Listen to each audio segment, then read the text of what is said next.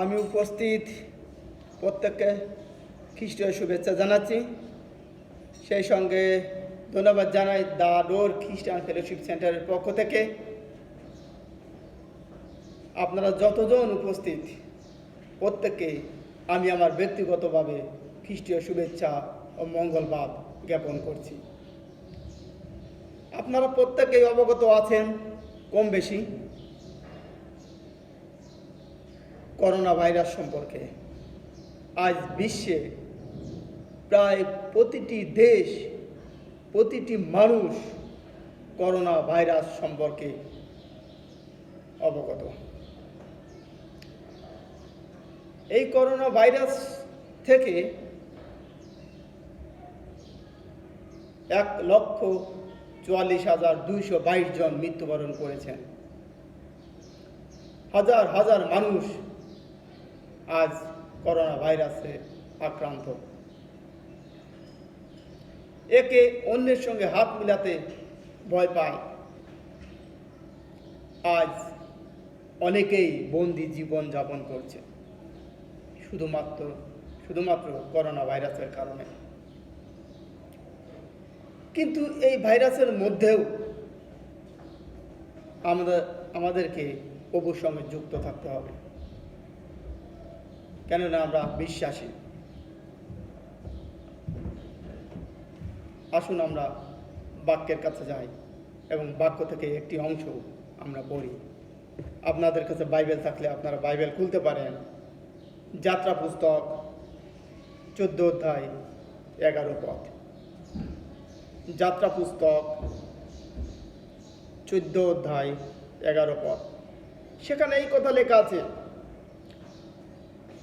আর তাহারা মসিকে কহিল, মিশরে কবর নাই বলিয়া তুমি কি আমাদিগকে লইয়া আসিলে, যেন আমরা প্রান্তরে মরিয়া যাই? তুমি আমাদের সহিত এ কেমন ব্যবহার করিলে? কেন আমাদিগকে মিশর হইতে বাহির করিলে? আসুন আমরা বাক্যের জন্য ধন্যবাদ দিই। স্বর্গের পিতা, আমরা তোমার গৌরব করি, আমরা তোমার প্রশংসা করি যে আজকের এই সুন্দর সকালে সুন্দর শিক্ষা তুমি আমাদেরকে দিতে চাও।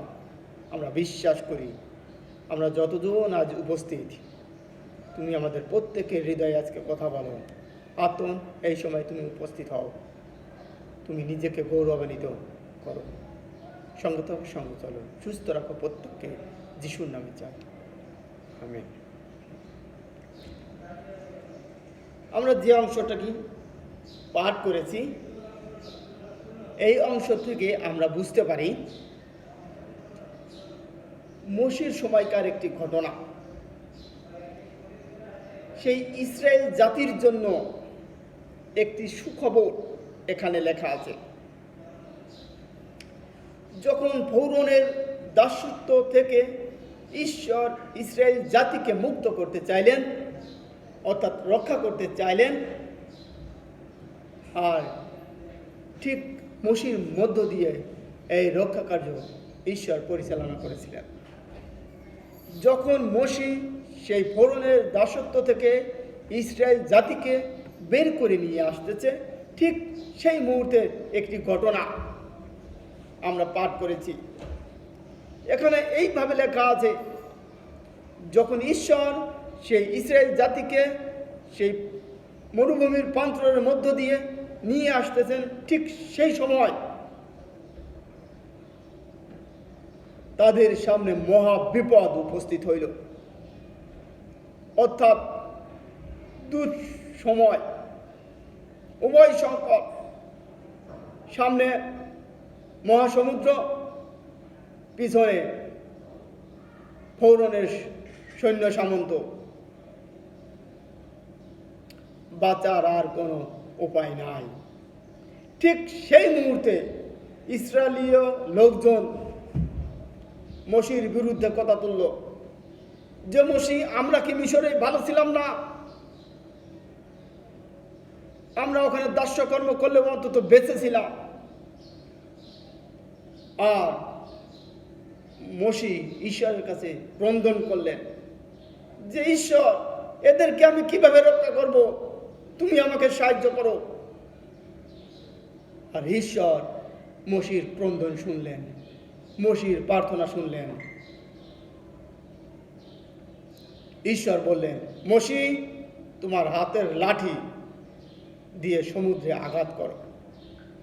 আর আমরা জানি মসির সেই লাঠি দিয়ে মসি যখন সমুদ্রে আঘাত করলো, জল দুই ভাগ হয়ে গেল এবং সুন্দর একটি রাস্তা তৈরি হয়ে গেল, যে রাস্তা দিয়ে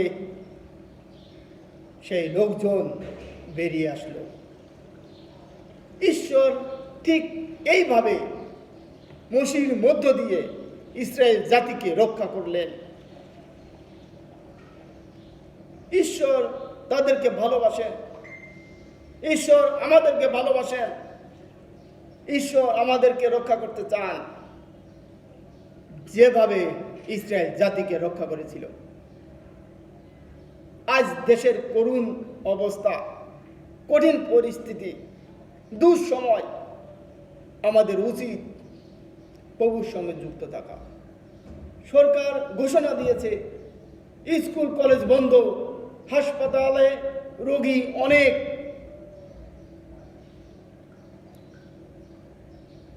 গির্জা বন্ধ, মসজিদ বন্ধ, কিন্তু আমাদের ঈশ্বর জীবন্ত। আমরা যে অবস্থায় থাকি না কেন, আমরা আমাদের ঈশ্বরকে ডাকতে পারি। মসি সেই প্রান্তরের মধ্যে ঈশ্বরের কাছে আহ্বান করেছিল যে, ঈশ্বর, আমি এদেরকে রক্ষা করতে চাই, কিভাবে রক্ষা করব? আর ঈশ্বর বলেছিলেন, যাও, তোমার লাঠি দিয়ে আঘাত করো। একটা মাধ্যম দিয়েছিলেন। ঠিক একইভাবে ঈশ্বর আমাদেরকেও রক্ষা করবেন, আমরা বিশ্বাস করি। যেভাবেই হোক ঈশ্বর আমাদেরকে ভালোবাসেন, ঈশ্বর আমাদেরকে রক্ষা করবেন। আমাদের নিশ্চয় মনে আছে নিনবী শহরের কথা। নিনবী শহরের লোকজন যখন পাপে নিমজ্জিত, যখন ধ্বংসের মুখে, তখন ঈশ্বর নিনবী শহরকে রক্ষা করতে চাইলেন। ঈশ্বর জোনাকে বেছে নিলেন। ঈশ্বর জোনাকে বললেন, জোনা, তুমি যাও, ওই নিনবী শহরে যাও এবং তুমি সেখানে প্রচার করো, যেন ওখানকার লোকজন পাপ হইতে ফিরে আসে। আর ঈশ্বর জোনাকে বললেন, তুমি যাও। আর আমরা জানি জোনা জানতো নিনবী শহর সম্পর্কে, জোনা জানতো ওখানকার মানুষ ভালো না। জোনা গোপনে তর্শিসে পালিয়ে যেতে চাইলেন। আর যখনই গোপনে সেই তর্শিসে পালিয়ে যেতে চাইলেন, আর তখনই মহা সমস্যা তার জীবনে নেমে আসলো, মহা সংকট তার জীবনে নেমে আসলো, বিপদ তার জীবনে নেমে আসলো। যখন সেই তর্শিসে যাবে, জাহাজে উঠছে, ঠিক সেই মুহূর্তে সমুদ্রে ঝড় আসলো। এমন ঝড় আর রক্ষা নেই। লোকজন যার যার সৃষ্টিকর্তার কাছে ডাকছে, যার যার সৃষ্টিকর্তার কাছে কান্নাকাটি করছে, যেন এই বিপদ থেকে তারা মুক্তি লাভ করে। এক পর্যায়ে দেখতে পেল যে জোনার কারণেই এই সমস্যা তৈরি হয়েছে। জোনাকে বলল, জোনা, এখন আমরা কি করব? জোনাকে এক পর্যায়ে সমুদ্রের মধ্যে ফেলে দেওয়া হলো। সমুদ্র শান্ত হয়ে গেল। এখানেই শেষ নয়। যখন সমুদ্রে ফেলে দেওয়া হলো, তখন একটি মাছ জোনাকে গিলে ফেলল। জোনা বুঝতে পারল তার জীবন শেষ, তার আর কোনো গতি নাই। তিনি ঈশ্বরের কাছে কাঁদলেন, ঈশ্বরকে ডাকলেন। আমরা একটু বাইবেল থেকে দেখি সেখানে কি বলছে জোনা। আপনারা যদি পাঠ করেন জোনা লিখিত বাক্য, এই জোনা 2:2 এই কথা লেখা আছে, আমি সংকট প্রযুক্ত সদাপ্রভুকে ডাকিলাম, আর তিনি আমাকে উত্তর দিলেন। আমি পাতালের উদর হইতে আর্তনাদ করিলাম, তুমি আমার রব শ্রবণ করিলেন। ধন্যবাদ। ঈশ্বর জোনার ডাক শুনলেন এবং জোনাকে রক্ষা করলেন। শুধু জোনাকেই রক্ষা করে ঈশ্বর ক্ষান্ত হননি, ঈশ্বর জোনার মধ্য দিয়ে সেই নিনবী শহরকেও রক্ষা করলেন। এবং আমরা জানি নিনবীতে অনেক লোক ছিল, 1,20,000 ঠিক লোক, আর ঈশ্বর তাদেরকে রক্ষা করেছিলেন। ঈশ্বর তাদেরকে ভালোবাসেন। ঈশ্বর চায় না তার সৃষ্টি নষ্ট হয়ে যাক। ঈশ্বর আমাদেরকে ভালোবাসেন। ঈশ্বর চায় না আমরা নষ্ট হয়ে যাই, আমরা মারা পড়ি। আমরা যদি ঈশ্বরের সঙ্গে যুক্ত থাকি, যদি ঈশ্বর আমাদেরকে ভালোবাসেন, আমরা এই করোনা ভাইরাস থেকে মুক্তি পাব ইনশাল্লাহ। কেননা প্রভু আমাদের সঙ্গে আছেন। প্রভু তার সন্তানকে ভালোবাসেন। আমাদের আরও মনে পড়ে, যদি আমরা বাক্যে দেখতে পেতাম সেই 3 জন বন্ধুর কথা, সদরক, মৈশক, অবেদনগোর ঘটনা। আমরা প্রত্যেকেই জানি এই ঘটনা, প্রত্যেকেই জানি কম বেশি। রাজা নবুকদনেছর একটি 60 হাত উঁচু একটি দেবতা তৈরি করলো, একটি মূর্তি তৈরি করলো, যার চওড়া ছিল 6 হাত। এবং রাজা ওই রাজ্যে ঘোষণা করে দিল যে সবাই যেন তাকে প্রণাম করে, তাকে পূজা করে। কিন্তু এই 3 বন্ধু, সদরক, মৈশক, অবেদনগো, তারা 3 জন এই মূর্তিকে প্রণাম করলো না, পূজা করলো না, যার ফলে তাদেরকে সেই অগ্নিকুণ্ডে ফেলে দেওয়া হলো। তাদের জীবনে নেমে আসলো খুব কঠিন পরিস্থিতি, বিপদ, সংকটময় মুহূর্ত। তারা 3 জন রাজাকে বলেছিল যে আমরা যে ঈশ্বরের সেবা করি, সেই ঈশ্বর জীবন্ত ঈশ্বর, তিনি আমাদেরকে রক্ষা করতে সক্ষম। শুধু তাই নয়, আপনার হাত থেকেও আমাদেরকে রক্ষা করতে সক্ষম। যখন তাদেরকে ফেলে দেওয়া হলো, তখন তারা বলেছিল এই কথা যে আমাদের ঈশ্বর যদি আমাদের জীবন রক্ষা নাও করেন, তথাপি আমরা আপনার বানানো দেবতার সেবা করব না। আমরা জানি ঈশ্বর তাদের 3 বন্ধুকে রক্ষা করেছিলেন। রাজা বুঝতে পেরেছিলেন, রাজা দেখেছিলেন যে সেই আগুনের মধ্যে 4 জন লোক দেখা যাচ্ছে, এবং রাজা ঘোষণা দিয়েছিলেন যে এখন থেকে তাদের ঈশ্বরকে তারা প্রশংসা করুক, কোনো সমস্যা নাই। ঠিক একইভাবে আমরা যদি কোনো সংকটময় মুহূর্তে আমরা আমাদের ঈশ্বরকে ডাকি, তাহলে তিনি আমাদের পাশে থাকেন এবং তিনি আমাদেরকে রক্ষা করেন।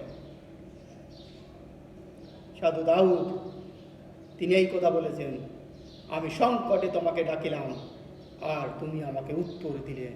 খ্রিস্টিতে প্রিয় ভাই বোন, আমি আজকে এই সকালে এই কথা বলতে চাই, আপনি যেখানেই থাকেন না কেন, যে অবস্থায় থাকেন না কেন, মনে রাখবেন ঈশ্বর আপনার সঙ্গে সঙ্গে আছেন। ঈশ্বর আপনাকে ভালোবাসেন।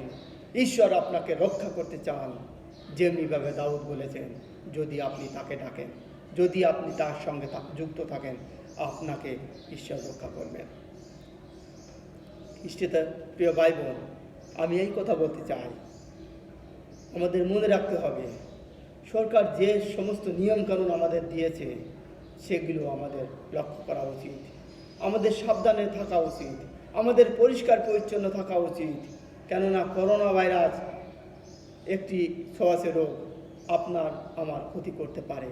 এই জন্য আপনাকে আমাকে সজাগ থাকতে হবে, পরিষ্কার থাকতে হবে, পরিষ্কার পরিচ্ছন্ন থাকতে হবে, যেন করোনা ভাইরাস আমাদের হৃদয়ে ক্ষতি করতে না পারে।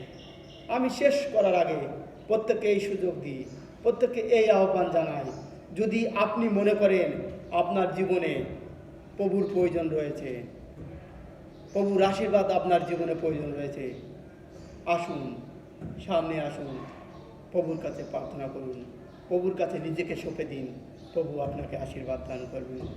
আসুন আমরা প্রত্যেকে প্রভুর কাছে প্রার্থনা করি এবং এই প্রার্থনা করি যেন প্রভু আমাদের জীবনে আশীর্বাদ করেন, যেন আমরা প্রভুর আশীর্বাদ আমরা লাভ করি।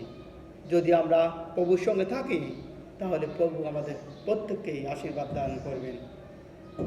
আসুন আমরা প্রত্যেকে মাথা নত করি এবং আপনারা যারা সামনে এসেছেন, আমি তাদের জন্য শেষ প্রার্থনা করি এবং আমরা প্রত্যেকেই এই প্রার্থনা করি আজকে এই সুন্দর সকালে যেন শুধু আমরা যারা সামনে এসেছি তারাই নয়, আমরা যারা যার যার জায়গায় আছি, যেখানেই থাকি, যেন আমরা প্রভুতে যুক্ত থাকি, সম্পৃক্ত থাকি।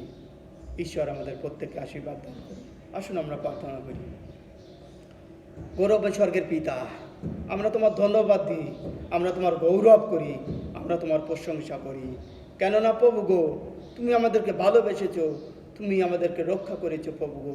আমরা দেখেছি সেই ইসরায়েল জাতিকে তুমি কিভাবে রক্ষা করেছিলে, আমরা দেখেছি সেই জোনাকে কিভাবে তুমি রক্ষা করেছো, আমরা দেখেছি সেই নিনবী শহরের লোকজনদেরকে তুমি কিভাবে রক্ষা করেছো, আমরা দেখেছি সেই সদ্রক মৈশক অবেদনাগোকে কিভাবে তুমি রক্ষা করেছো। ঠিক প্রভু গো, আমরা যারা তোমার সন্তান, আমরা যারা তোমাকে সঙ্গে যুক্ত রয়েছি, আমরা যারা তোমাকে ভালোবাসি প্রভু গো, তুমি আমাদেরকে ভালোবাসো। এই সময় তুমি আমাদেরকে আশীর্বাদ দাও প্রভু গো। এই সময় বিশেষভাবে প্রার্থনা করি প্রভু গো, প্রতিটি দেশের জন্য প্রভু গো, প্রতিটি মানুষের জন্য তুমি প্রভু প্রত্যেকটি দেশকে তুমি আশীর্বাদ করো প্রভু। এই সময় প্রতিটি মানুষকে তুমি আশীর্বাদ করো, যেন প্রতিটি মানুষ তোমার গৌরব করতে পারে, প্রতিটি দেশ তোমার গৌরব করতে পারে। তুমি আশীর্বাদ করো, আমাদের সঙ্গে থাকো, সঙ্গে চলো। শেষ করার আগে এই প্রার্থনা করি প্রভু, দাডোর খ্রিস্টান ফেলোশিপ সেন্টারকে তুমি আশীর্বাদ দাও, যেন দাডোর খ্রিস্টান ফেলোশিপের মধ্য দিয়ে তোমার গৌরব প্রকাশিত হয়। সঙ্গে থাকো, সঙ্গে চলো, প্রত্যেককে আশীর্বাদ দান করো, সুস্থ রাখো। যিশু তোমার নামে চান, আমেন। ধন্যবাদ।